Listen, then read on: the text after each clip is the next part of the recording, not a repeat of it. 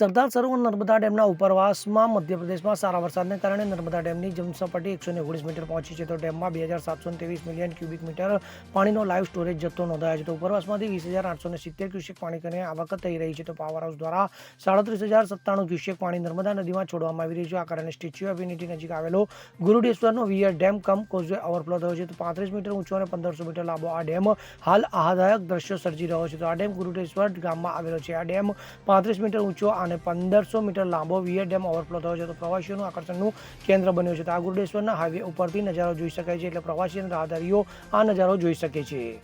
Bureau report CN24 news. હવે જુઓ દેશ દુનિયાની તમામ ખબરો તમારી આંગળીના ટેરવે. ઉઠાવો મોબાઈલ અને ગૂગલ પ્લે સ્ટોર પરથી ડાઉનલોડ કરો અમારી CN24 ન્યૂઝ મોબાઈલ એપ.